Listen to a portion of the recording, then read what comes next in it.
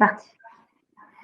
Bonjour à toutes et à tous. Je suis ravie de vous accueillir pour cet atelier Comment rédiger mon CV et ma lettre de motivation. Pour cet atelier, sachez qu'il est question de vous poser dans le chat sur le côté. Nous y répondrons à la fin de l'atelier et ils seront également affichés à la fin ou répondus en cours par écrit. Donc, je vais laisser Nicolas, Juliette et Estelle réaliser cette présentation. Je vous souhaite à toutes un bel atelier. Bonne séance à tous. Merci beaucoup, Chloé. Merci, Chloé. Donc, on va peut-être se présenter de manière succincte. Je vous laisse vous présenter peut-être Estelle et Juliette en premier. Super, merci Nicolas. Alors moi, Estelle Bureau-Gilet, donc je suis responsable développement RH pour le groupe Ségula et je suis ravie d'être ici avec vous. Voilà, et je te passe la main, Juliette. Oui, moi je suis chargée des relations écoles et de la marque employeur chez Ségula Technologies et je travaille avec Estelle. Je suis également ravie d'être ici.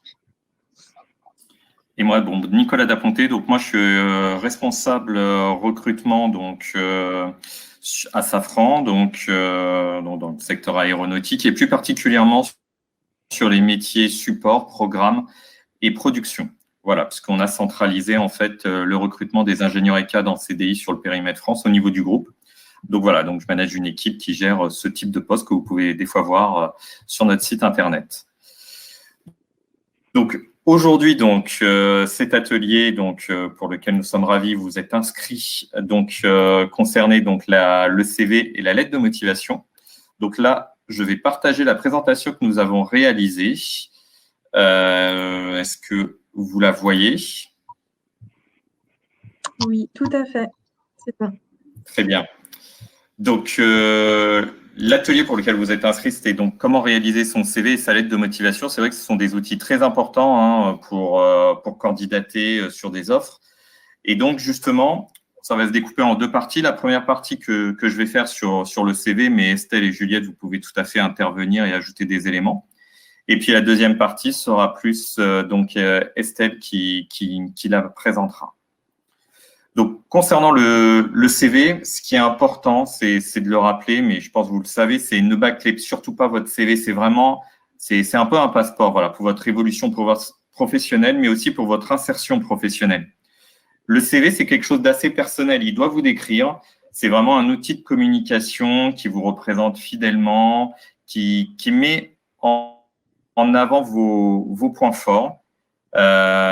Mais justement, le recruteur, derrière, il faut aussi avoir cela en tête, c'est qu'il peut être confronté justement à de nombreux CV sur une offre. Et donc, le recruteur, lui, doit faire une analyse assez rapide des informations qu'il peut avoir sur le CV. Donc, il faut vraiment avoir ça en tête en se disant comment faire mon CV au mieux et on va vous donner quelques conseils. Donc, bien sûr, faire un CV, ça veut dire prendre un temps de préparation parfois plus ou moins long, ça dépend si vous en avez déjà fait un, si c'est plutôt un CV qui a à mettre à jour. Puisque aujourd'hui, les conseils qu'on va vous donner, c'est soit vous démarrez de zéro, soit vous avez déjà un CV et c'est plutôt le mettre à jour et comment mettre en avant certains points, comment retenir vraiment l'attention donc du recruteur et faciliter bien sûr son analyse. Là, c'est un peu les questions que vous devez vous poser. Aujourd'hui, c'est une question en plus qui peut revenir en entretien, c'est quel est mon objectif professionnel? C'est vrai, c'est important de se projeter, de se dire sur quel type de poste vous souhaitez postuler et pourquoi. Donc, il faut faire le point sur vos compétences et les expériences que vous avez pu avoir, que ce soit des expériences professionnelles, des stages, de l'alternance et aussi vos choix de scolarité, pourquoi telle branche, telle filière, qu'est-ce qui vous a motivé. Et c'est justement grâce à ça que vous pourrez arriver à construire votre projet professionnel à court, moyen terme. Des fois, certains se positionnent des fois un peu sur le long terme. Mais voilà, c'est vraiment important d'avoir ce point-là pour rédiger votre CV.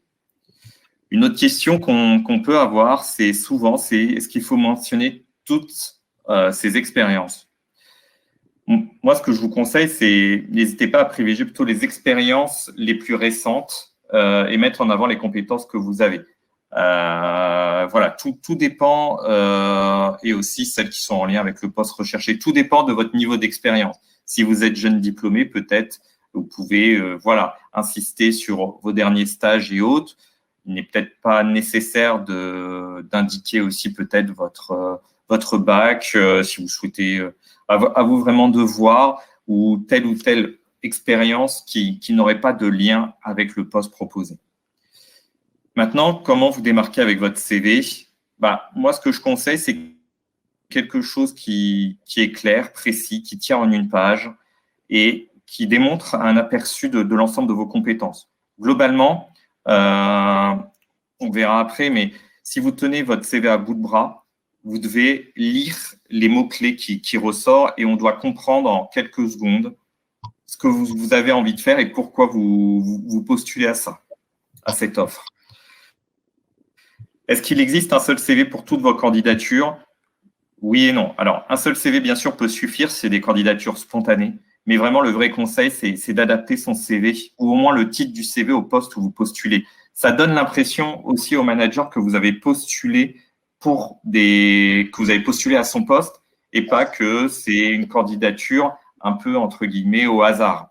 C'est vraiment, voilà, il faut sentir aussi que le manager se dise, tiens, il m'a choisi, il a voulu postuler au poste. Maintenant, comment est-ce que nous analysons les CV?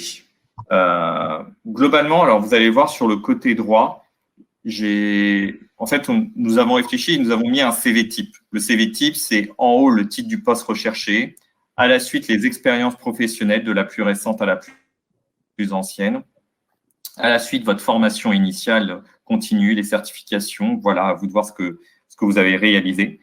Puis après, un item langue et informatique, donc les langues que vous maîtrisez, puis les outils, les logiciels informatiques que vous utilisez. Puis une partie divers. Là, c'est vraiment quelque chose d'assez général. La forme aussi, des fois, on peut le voir, il y a un bandeau sur le côté gauche avec les compétences. Voilà, il y a des formes diverses et variées, mais c'est quand même des parties importantes à avoir sur son CV. Donc vraiment, quand le recruteur va regarder votre CV, il faut qu'il comprenne assez rapidement ce que vous recherchez comme emploi, le poste que vous avez aujourd'hui et ceux que vous avez occupés précédemment, donc mettre le nom de l'entreprise, l'intitulé du poste et bien sûr quelques bullet points pour expliquer les missions que vous avez réalisées, votre formation continue initiale, vos diplômes, faire apparaître aussi les mots-clés illustrant vos compétences. N'hésitez pas à mettre en gras certains mots-clés sur votre CV pour faire ressortir cela. Dites aussi si ça peut être en plus l'activité précise des entreprises dans lesquelles vous avez travaillé. Par exemple, pour le secteur aéronautique, si je vois quelqu'un qui a travaillé dans diverses autres sociétés aéronautiques, ça veut dire voilà, il y a une cohérence, il cherche vraiment à aller vers ce secteur d'activité. Puis après, des connaissances spécifiques, langue étrangère, les logiciels ou le permis. Globalement, pour ce qu'il y a à retenir dans ce que je vous ai dit de manière assez succincte, c'est qu'il faut avoir un titre en lien avec le poste ciblé. C'est quand même important. Si vous souhaitez mettre une photo, alors il y a un débat sur la photo. Elle n'est pas obligatoire, la photo. Si vous souhaitez mettre une photo, mettez une photo la plus neutre possible. Sinon, voilà, moi, je ne conseille pas spécialement la photo. C'est vraiment à vous de voir. Certaines personnes aiment bien mettre une photo. Voilà, mais qu'ils mettent une photo, on va dire, assez neutre. Éviter les photos un peu fantaisistes. Je le rappelle encore, mais une page maximum, c'est vraiment important. Sinon, des fois, on peut trouver des CV qui font 4, 5 pages. On s'y perd. On voit que la personne peut manquer de synthèse. C'est important d'être… on a des fois d'excellents CV de personnes qui ont 20 ans d'expérience et qui savent synthétiser, qui savent mettre en avant ce qu'elles ont réussi à faire. Donc, c'est quelque chose qui est possible, mais qui demande du travail. Une police standard et des couleurs neutres. Oui, alors voilà, évitez encore un peu trop de fantaisie, trop de couleurs, des fois, on s'y perd. En fait, les informations, il peut être très beau, votre CV, mais des fois, l'important, c'est aussi les informations qui y sont. Et des fois, bon, on a un peu du mal à le lire. Des fois, ça peut arriver.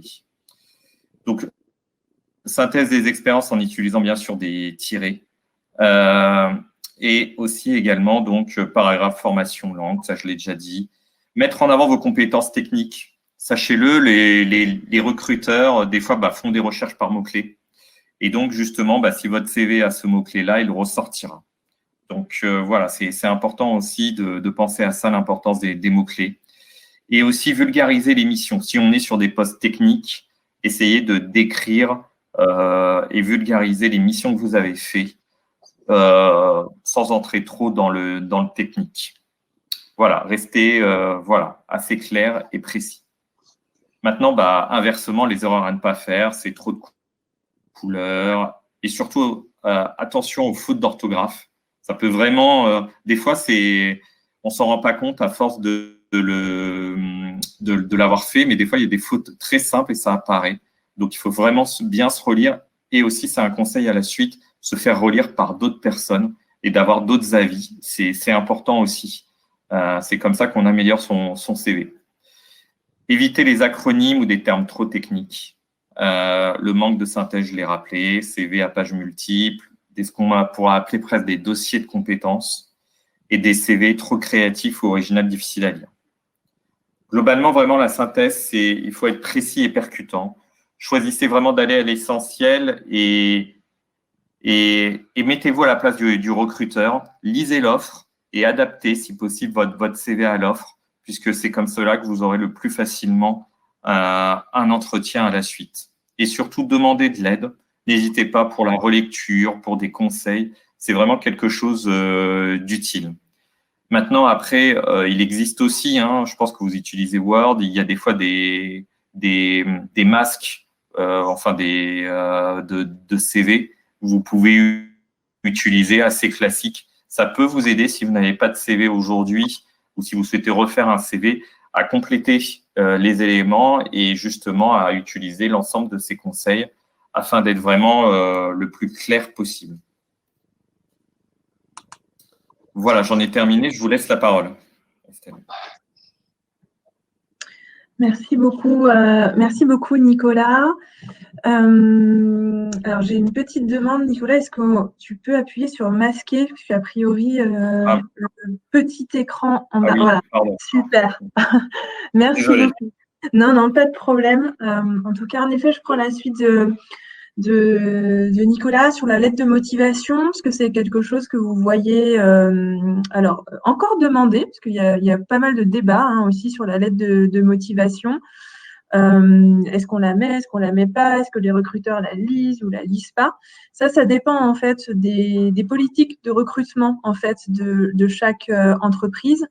Sachez que par contre, quand vous postulez, que ce soit sur un site carrière ou lors d'un forum comme aujourd'hui, si le recruteur ou le manager que vous avez devant vous le demande, c'est que dans le processus, en tout cas, de recrutement, c'est obligatoire. Donc voilà, ne faites pas l'impasse, en tout cas, quand vous le voyez. Je le dis aussi souvent, quand c'est facultatif, vous le voyez aussi parfois sur les sites, faites l'effort également de le mettre, puisque ça démontre aussi une certaine motivation à rejoindre l'entreprise, à rejoindre finalement l'équipe et l'opportunité que vous avez ciblée.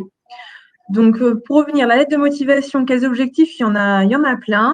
En effet, accompagner votre CV et décrocher un entretien. Donc, c'est vous différencier par rapport aux autres candidats, tout simplement. Permettre aux recruteurs de départager 2 candidatures. Ça, c'est très important. Nicolas l'a dit, les recruteurs reçoivent parfois des dizaines de candidatures par jour sur une offre. Et il est assez difficile de lire 2 CV, surtout qu'on l'a dit, le CV est très personnalisé, puisque vous aurez écouté tous les conseils de Nicolas. Donc, la comparaison, en tout cas, n'est pas toujours évidente. Donc, on va aller voir en tant que recruteur des détails, confirmer une certaine lecture du CV aussi par votre lettre de motivation. Donc, ça, c'est important. Voilà, ça vient vraiment apporter du plus, apporter de la valeur ajoutée à votre CV. Donc, ce n'est pas une copie conforme. en tout cas de votre CV. Ça vient vraiment ajouter des choses, d'écrire des choses en fait que vous n'auriez peut-être pas pu dire, en tout cas sur votre CV, qui vous semblent importants. Voilà. En effet, ça nécessite un vrai temps de préparation. Je le dis aussi souvent, et dans mon ancienne vie, ayant recruté beaucoup de candidats avant Ségula, je préfère ne pas avoir de lettre de motivation plutôt que d'avoir un copier-coller. Pour vous dire, j'ai vu certains templates qui n'étaient pas forcément personnalisés. Bon, ça ne fait pas forcément plaisir au recruteur ou à l'entreprise qui le reçoit. Et c'est vrai que ça nécessite du temps. Voilà, on ne va pas vous le cacher, on va vous le dire. Ça nécessite vraiment un temps de réflexion, un temps pour vous poser là-dessus. Généralement, ce qui va vous aider en fait pour la rédiger, parce que vous allez me dire, voilà, ça semble aussi, je pars d'une feuille blanche, qu'est-ce que je mets, qu'est-ce que j'écris, comment je la fais justement, voilà. Ce qui va vous aider, c'est en effet faire des recherches sur l'entreprise et sa culture. Donc, vous avez bien entendu une mine d'or souvent sur le site internet de l'entreprise. Ce que je conseille aussi beaucoup, c'est de regarder finalement les réseaux sociaux de l'entreprise. Notamment LinkedIn peut être un levier assez intéressant. Pourquoi? Puisque vous avez en fait les actualités dernières de l'entreprise et vous allez voir aussi par son mode de communication, vous allez ressentir en fait la culture et les valeurs de l'entreprise. Parfois, c'est un petit peu dur de mettre, quand on voit sur le site de l'entreprise, on voit 4-5 valeurs. C'est un petit peu difficile de concrétiser et de mettre des choses derrière. Par contre, quand vous allez concrètement voir ce qui est fait par l'entreprise en termes d'événements, de publication d'articles, d'événements d'ailleurs internes ou externes, ça va vous donner en fait des tips et des choses très précises sur l'entreprise. Donc LinkedIn là-dessus ou autres réseaux sociaux d'ailleurs, hein, parce que souvent les entreprises agissent maintenant sur les réseaux sociaux les plus classiques, donc Twitter. Certaines ont même Instagram pour vous partager aussi les coulisses. On l'utilise pas mal. Donc, ça va vous donner vraiment des idées pour aussi personnaliser, encore une fois, écrire votre lettre de motivation. Et également, en effet, identifier les qualités principales recherchées. Vous allez en fait le retrouver dans l'annonce, souvent dans le profil recherché et le site de recrutement de l'entreprise. Dans la politique RH, souvent, ou dans la politique recrutement, il va y avoir un focus, en tout cas, sur les opportunités ouvertes. Vous allez aussi voir, ou en tout cas, les entreprises communiquent beaucoup sur les valeurs et sur les qualités recherchées chez les futurs candidats. Donc, ça va vous permettre aussi, alors sans mentir, hein, on ne vous demande pas, personne n'est parfait, mais en tout cas, de pouvoir mettre en avant, je rebondis aussi sur ce que Nicolas disait, la bonne expérience et la bonne qualité que vous avez pu développer à travers l'expérience qui serait potentiellement similaire à celle de l'entreprise. Voilà. Pour le coup, voilà, donc comment structurer sa lettre de motivation? Une fois qu'on a toutes ces infos-là, une fois qu'on a à côté de soi son CV, l'annonce, qu'on a été chercher des choses sur l'entreprise assez personnalisées sur son site, sur ses réseaux sociaux, la lettre de motivation, elle est structurée en fait de manière assez classique, hein. Il n'y a pas eu une revisite en fait depuis des années de la lettre de motivation. Donc, elle doit rappeler en effet un certain nombre de choses. Le titre de l'annonce, forcément, en tête. C'est comme sur le CV, finalement. Vous allez rappeler l'annonce, enfin le titre de l'annonce pour lequel vous postulez. Ça permet vraiment de dire aux recruteurs et aux managers, je postule vraiment pour ton annonce, en fait, pour la tienne et pas pour pléthore et de multiples annonces. Commencez par monsieur, madame, hormis si vous avez en fait le nom de la personne qui recrute et qui s'occupe de l'annonce. Donc, vous voyez si c'est madame Juliette Dureux, par exemple, ou madame Estelle Bureau-Gilet, vous pouvez personnaliser, mais dans le doute, quand vous n'avez pas le nom de la personne qui s'occupe derrière, en effet, monsieur, madame, ou madame, monsieur, comme ça vous permet d'adresser à tout le monde. Également important, indiquer le nom de l'entreprise à qui vous adressez la lettre de motivation. Encore une fois, si vous n'avez pas la personne qui s'occupe de l'annonce, vous avez au moins le nom, vous allez trouver ça sur Internet, et l'adresse finalement du siège de l'entreprise. Ça permet encore une fois de donner l'indice aux recruteurs et aux managers qui recrutent. Je postule à ton annonce et pas à celle d'à côté. Voilà, même si vous allez reprendre des choses de votre lettre de motivation pour postuler à une deuxième annonce, peut-être dans une deuxième entreprise. En tout cas, c'est un signal, encore une fois, que vous avez fait l'effort aussi de personnaliser et que vous êtes motivé pour cette annonce-là. Également, alors authentique, ça c'est peut-être le plus difficile, mais c'est le plus important. En effet, dans la lettre de motivation, on veut vraiment voir ce qui vous anime, vous, à venir chez nous et à venir vraiment postuler à notre annonce. Ça peut être en fait des raisons différentes en fonction de l'annonce, bien entendu, puisque vous n'allez pas être attiré par la même chose dans une entreprise que par l'autre. Par exemple, vous postulez à Safran chez Ségula Technologies, ça va peut-être pas être les mêmes choses, les mêmes valeurs, par exemple, les mêmes qualités qui vous ont interpellé. Ça peut être aussi le secteur différent qui vous interpelle, vraiment ce qui vous motivera en tout cas à vous lever le matin chez nous. Et là-dessus, en fait, vraiment, n'ayez pas peur. Finalement, on essaye toujours de rester dans des choses qu'on considère très, très pro-formelles. Et finalement, quand on met des raisons très, très personnelles qui nous poussent à postuler à l'annonce, c'est là où vous allez vraiment vous différencier par rapport aux autres. Voilà, moi, j'ai vraiment vu des lettres de motivation, des candidats finalement qui me parlaient de leur passion, de leur hobby, qui étaient arrivés à le lier aussi à leur mission, à leur entreprise. Et ça, c'est vraiment quelque chose d'intéressant. Voilà, c'est au lieu de voir toujours la même lettre de motivation, les mêmes qualités aussi de candidats sur les lettres de motivation, de voir quelque chose en plus et qui vous motive vraiment, ça se sent en fait dans l'écriture et dans la lettre de motivation. Donc, souvent, on le dit et on le fait encore comme ça, les 3 grandes parties restent d'actualité. Donc, on a dit titre de l'annonce en haut, sur le côté, quand vous avez la feuille devant vous droit, l'entreprise le nom de l'entreprise dans laquelle vous postulez. Et ensuite, vous commencez, bien entendu, par 3 paragraphes. Le premier, ce sera vous. En effet, pourquoi l'entreprise vous intéresse. Et ça, d'avoir fait des recherches en fait en amont, on revient à la slide précédente, mais sur l'entreprise, sur ce qu'elle fait en ce moment de particulier ou au global, si par exemple, je ne sais pas, elle a un programme de mentoring particulier qui vous intéresse sur la mixité, je ne sais pas, si elle vient de gagner un projet, si elle a particulier qui vous intéresse particulièrement. Voilà, ça peut être tout ça. En tout cas, toutes les actualités que vous allez pouvoir que vous avez trouvé avant. C'est ici, en fait, que cela va vous servir pour vraiment personnaliser ce premier paragraphe. Ensuite, deuxième paragraphe, le moi. Donc, ce que vous pouvez apporter à l'entreprise. C'est là où il faut faire attention à ne pas recopier le CV. Ça ne doit pas être un copier-coller, puisqu'en fait, le recruteur va déjà avoir vu votre CV, il va l'avoir lu, ça va l'intéresser, il va vraiment chercher, en fait, des précisions.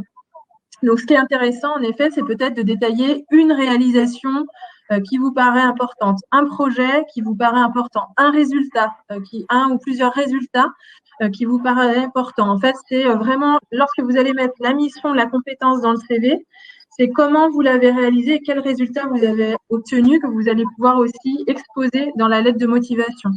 Donc ça, vous n'êtes pas obligé de tout mettre et de dire, encore une fois, que vous êtes parfait, que vous répondez à toutes les qualités, etc.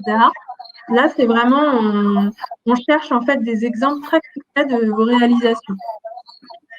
Et le nous, en effet, troisième paragraphe, on va dire, pour conclure cette lettre de motivation, c'est finalement pourquoi l'entreprise et vous, ça va matcher. Voilà, comment en fait vous vous projetez, comment on se projette ensemble. Voilà, pourquoi je devrais me projeter avec vous dans les équipes. Donc, c'est assez important de reprendre et de faire un mix de vos atouts, vos qualités, vos motivations. Et de proposer, bien entendu, des informations complémentaires et une rencontre. Voilà, c'est aussi, ça semble du détail, ça ne l'est pas. parce que ça montre aussi votre proactivité, votre motivation à vraiment venir nous rencontrer, venir finalement postuler, venir chez nous, avoir un premier pied en fait dans l'entreprise, tout simplement. Donc voilà, ça c'est aussi important. C'est ce nous, c'est comment en fait je me projette à moyen et long terme.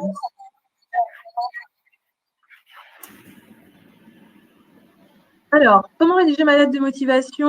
En effet, utiliser le style direct et choisir des verbes d'action.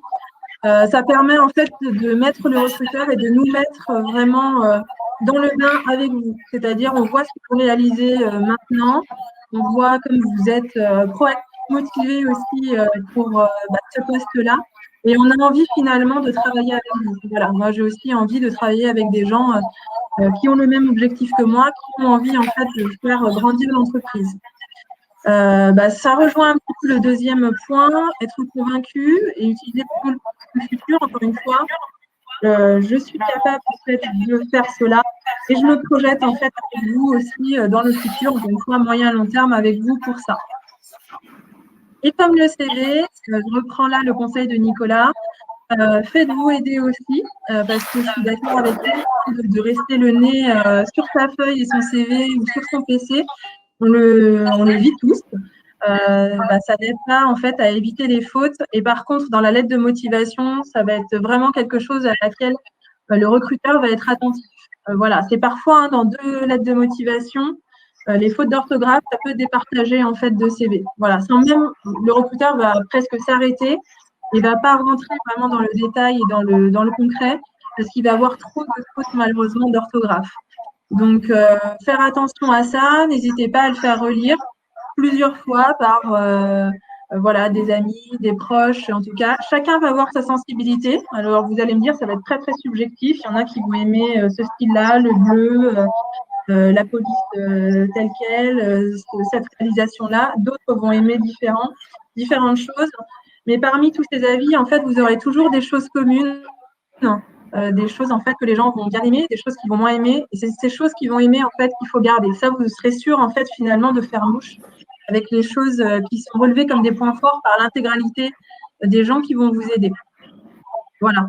Donc n'hésitez pas à la relire et à vous faire aider. Donc je ne sais pas s'il y a déjà eu des questions dans le chat auxquelles Juliette a pu répondre ou s'il y en a d'autres auxquelles on n'a pas encore répondu. Alors, une question plus globale sur est-ce qu'il est possible de récupérer le fichier présenté? Ça, je ne sais pas si c'est vrai ou pas.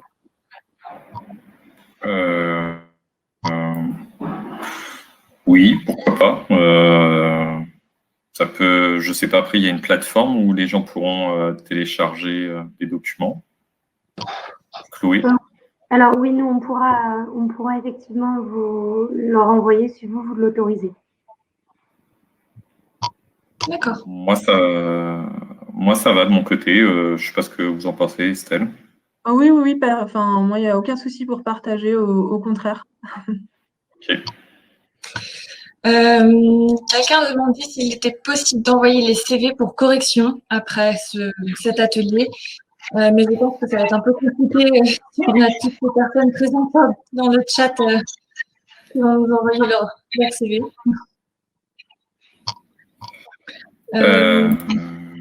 Ouais, ça dépend du nombre de CV. Voilà, si c'est beaucoup de CV, ça risque d'être compliqué. Il y avait 11 personnes qui avaient liké le message, donc ça fait, plus la personne, ça fait 12, ça fait peut-être un peu beaucoup. C'est un certain nombre de... C'est à voir. Qu'est-ce que vous en pensez, Estelle? On peut se partager, hein, mais après, Chloé, est-ce qu'il y a des ateliers de correction CV individuels qui sont prévus? Parce que je sais qu'en présentiel, on le faisait, mais comme là, le format est un peu différent cette année. Alors non, il n'y en a pas qui sont prévus cette année, effectivement. Ça n'a pas pu être possible. Maintenant, sinon, il faudrait que si vous êtes d'accord pour faire ça, il faudrait que les jeunes filles nous envoient le CV sur forumb@yelbouge.com pour qu'on puisse vous les transmettre. Voilà. C'est la On seule. peut le faire. Après, je ne sais pas pour Nicolas, je m'engage juste pas sur un délai de réponse. Parce que ça va dépendre après du nombre de CV. Donc, je peux pas vous le faire en 24 ou 48 heures. Je m'engage juste pas sur ça, mais enfin, on peut les regarder. Il n'y a pas de souci. Oui, bah, je suis comme Estelle, hein, je suis prêt à aider. Après, laissez-nous un peu de temps, ça va dépendre du nombre de CV. Voilà, derrière, Voilà. voilà, mais sans problème, voilà, c'est assez intéressant de le faire aussi. Est-ce que c'est une bonne idée d'ajouter les activités sportives comme participation à un demi-marathon ou ajouter les centres d'intérêt comme photographie, voyage dans le CV? Bah, moi, je dirais oui. Alors après, il y a ce qu'on appelle les classiques, c'est-à-dire cinéma, musique, lecture. Bon, après, peut-être détailler. C'est ça qui est le plus important, c'est-à-dire qu'est-ce que vous aimez dans le cinéma? Vous lisez, très bien, mais vous lisez quoi? Quels auteurs? Voyage, très bien, mais vous avez voyagé où? C'est détailler un peu comme quand vous dites activité sportive, pratique de semi-marathon, et vous en faites ou vous avez des bons scores, ça prouve que c'est pas juste c'est une pratique sportive. Donc il faut quand même détailler, sinon ça sonne un peu creux, je dirais. Et tout le monde écrit les mêmes parce que tout le monde écoute de la musique, je pense, tout le monde va des fois au cinéma, on lit de temps en temps. Donc essayez de le personnaliser. Ce qu'on a dit, c'est le CV, c'est vous. Donc essayez de le personnaliser et de donner cette teinte-là. Bien. Alors, il y a une question sur les candidatures spontanées. Comment faire une lettre de motivation pour une candidature spontanée? Très bonne question. Très bonne question, en effet. Pour une candidature spontanée, alors déjà selon l'entreprise, ça dépend des politiques de recrutement. Toutes les entreprises ne laissent plus maintenant faire des candidatures spontanées parce qu'elles préfèrent finalement que les candidats ciblent en fait les opportunités et les postes. Voilà, ça leur permet aussi d'assurer finalement un retour généralement un peu plus rapide et un peu plus ciblé, que ce soit oui ou non à leur candidat. Si jamais c'est possible et que vous voulez le faire, finalement, vous allez forcément rester plus générique qu'une opportunité, parce que vous n'allez pas forcément vous rattacher finalement à une annonce. Par contre, toute la première partie, par exemple, sur l'entreprise, voilà, l'accroche, le vous, en fait, finalement, dont on a parlé tout à l'heure, elle reste valable. C'est au global, se renseigner sur l'entreprise, ça reste valable. Également, c'est qu'est-ce qui vous qu'est-ce qui vous motive pour rejoindre cette entreprise-là, et pas forcément cette opportunité, mais cette entreprise-là, ça reste valable aussi. Quelles sont les qualités, en effet, que vous mettez en avant? Donc ça va être vraiment pas forcément les qualités qui sont rattachées à un poste, une opportunité, mais plutôt les qualités finalement les plus fortes qui ressortent chez vous.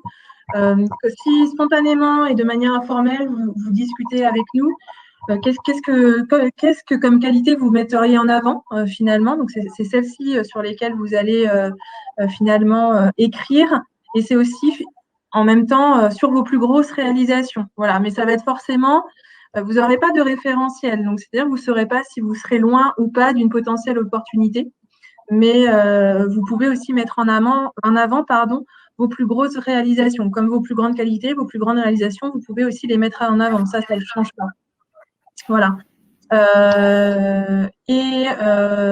Également, tout ce qui est en tête, etc. Oui, ça ne change pas non plus.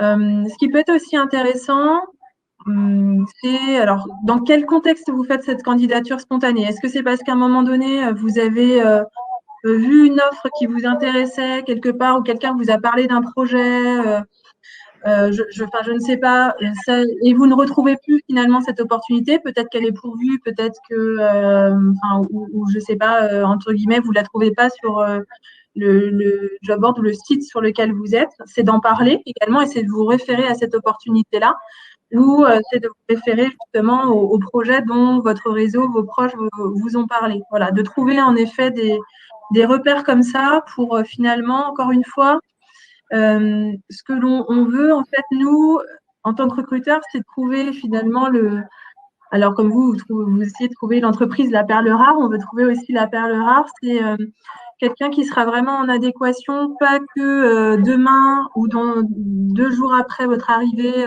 sur le poste et sur l'opportunité en adéquation avec l'entreprise, les valeurs et les missions. C'est quelqu'un qu'on projette en fait aussi de manière un petit peu plus lointaine, voilà, dans l'année, dans les 2 ans. Donc, c'est pour ça que c'est intéressant peut-être de vous rattacher à une opportunité que vous avez vue passer, à un projet en tout cas, ou à une actualité de l'entreprise en règle générale. J'avais une autre question, c'est de savoir si les offres publiées sur LinkedIn sont-elles fiables ou est-ce qu'il est déjà trop tard dans l'avancement du process de recrutement lorsqu'elles sont diffusées?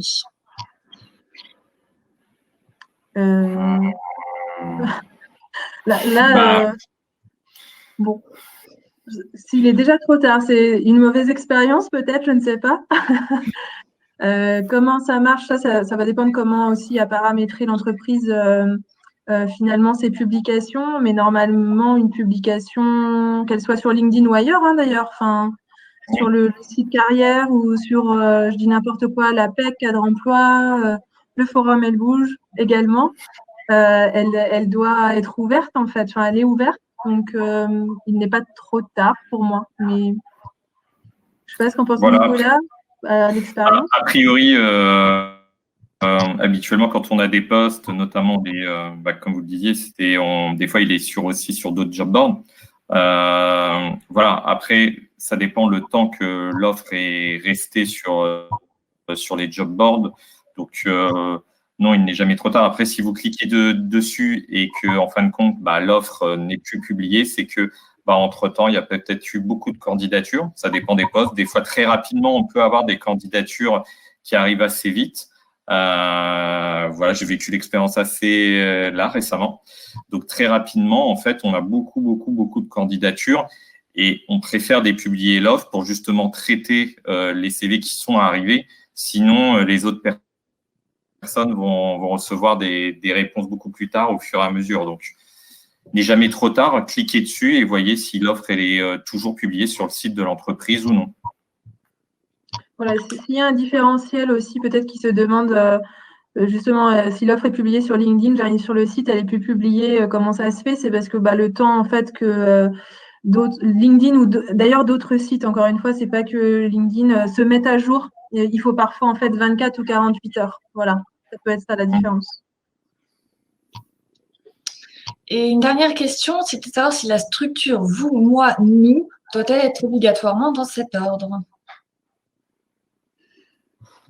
Alors moi, j'ai un avis sur le sujet, mais peut-être que Nicolas aura un avis différent.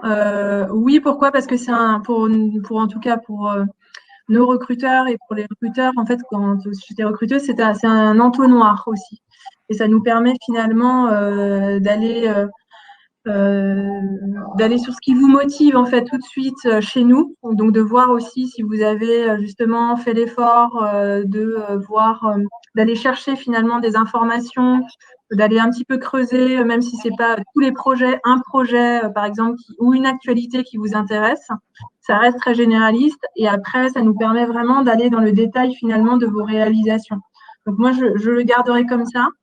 Après, si vous voulez changer et que ça fait une super lettre et que ça fait un super fil rouge, pourquoi pas, mais j'en ai jamais vu, voilà, par expérience.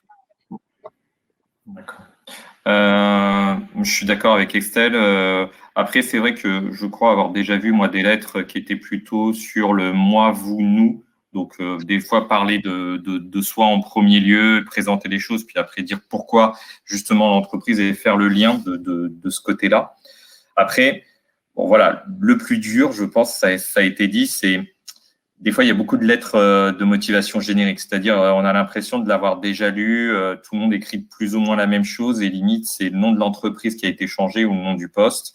Et c'est vrai qu'il vaut mieux éviter, essayer de faire quelque chose voilà, de personnel et de mettre en avant les choses. Après, c'est vrai que la forme serait plus celle-ci. C'est un peu comme le CV. J'ai présenté une forme de CV. Certains font des formes de CV un peu plus différentes. Oui, n'allez pas trop non plus dans dans des CV un peu trop fantaisistes où on ne sait plus où sont les compétences de la personne, où on a du mal à lire, il y a beaucoup de couleurs, il y a des schémas, il y a des graphiques.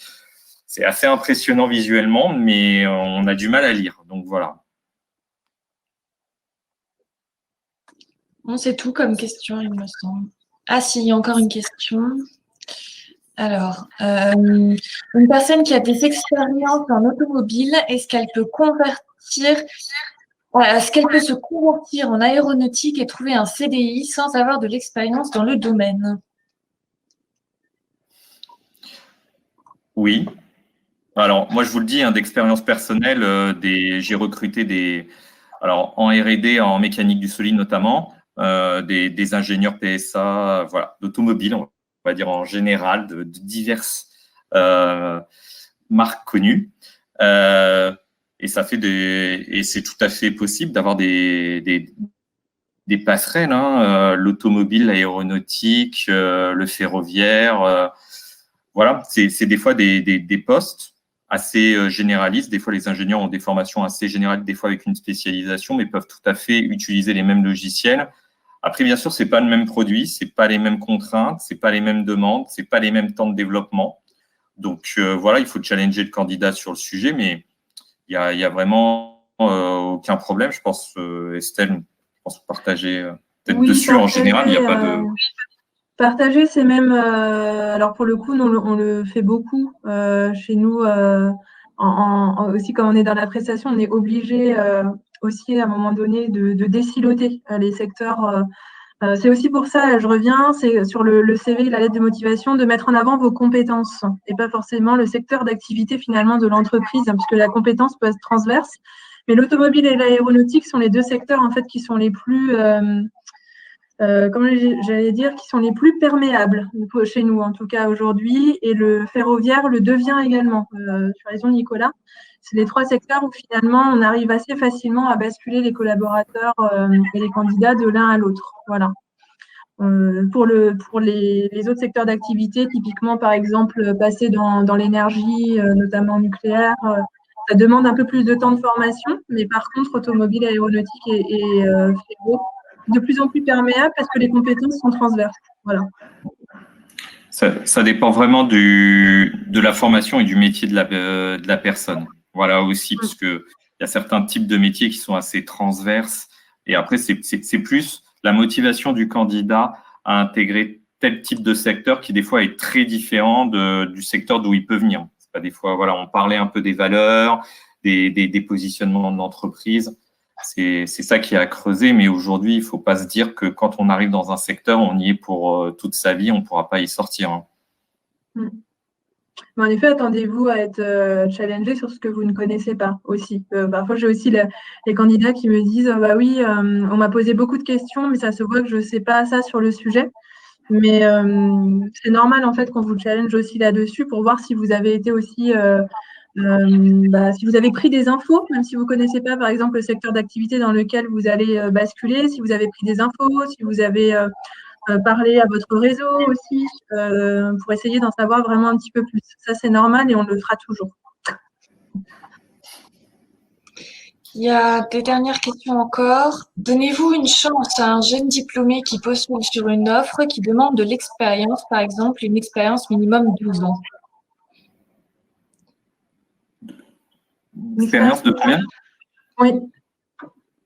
Est-ce que si un jeune diplômé postule sur une offre qui demande de l'expérience, par exemple une expérience de minimum 2 ans, est-ce que vous donnez la chance à ce jeune diplômé? Oui, moi je vous le dis, d'expérience, j'ai déjà eu des offres supérieures à 3 ans et on les a pourvues avec des jeunes diplômés qui avaient un bon parcours. Après, ça veut dire que c'était aussi un profil qui, dans les entretiens, a su montrer une certaine maturité dans son discours, dans sa curiosité. Et c'est vrai qu'elle savait peut-être un peu moins, mais on y voyait du potentiel. Le manager me disait, voilà, c'est peut-être quelqu'un que j'avais pas dans la première cible, qu'il va falloir peut-être accompagner un peu plus au début, mais qui va peut-être apporter autre chose à l'équipe. Donc ça arrive quand c'est des offres là, supérieur 2 ans, nous, on a supérieur 3 ans, mais des fois, on a des personnes qui sont jeunes diplômés, qui ont peut-être une intérim ou un CDD entre-temps de quelques mois et qui ont vraiment un profil très intéressant et justement, que ça se voit dans le CV et autres, le manager peut parfois, et ça peut déboucher sur une embauche. Dernière question. Pensez-vous qu'il est préférable de ne pas évoquer certaines expériences si elles ne sont pas en rapport avec le poste demandé? Tu peux répéter, Juliette, pardon, excuse-moi. Oui. Pensez-vous qu'il est préférable de ne pas évoquer certaines expériences si elles ne sont pas en rapport avec le poste demandé?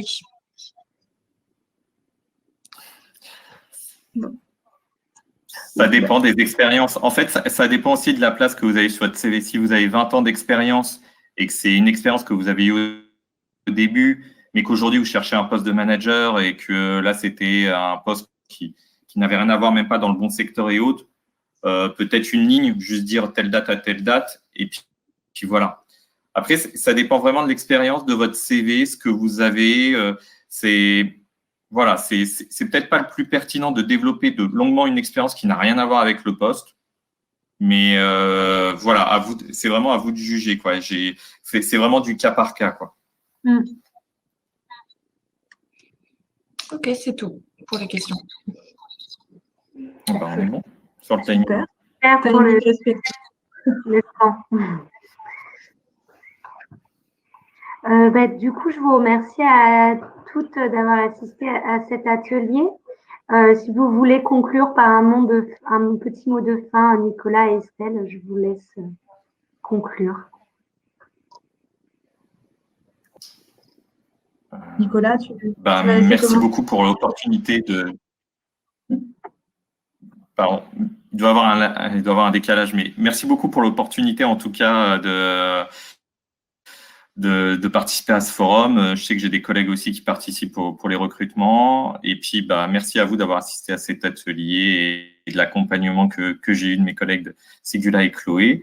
Et puis, bonne rédaction. Prenez bien vos stylos et bon courage pour la rédaction de votre CV et de votre lettre de motivation.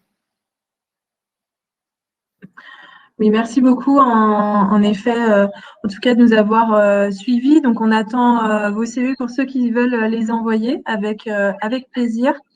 Idem, on a aujourd'hui en fait des marraines qui travaillent chez nous, qui sont ingénieurs, qui sont là. Si vous voulez les contacter pour en savoir un petit peu plus, comment ça se passe aussi pour les femmes ingénieurs chez Ségula. Donc, n'hésitez pas à les contacter. Puis, je vous dis à bientôt, soit par le biais d'Elle Bouge, soit dans nos équipes.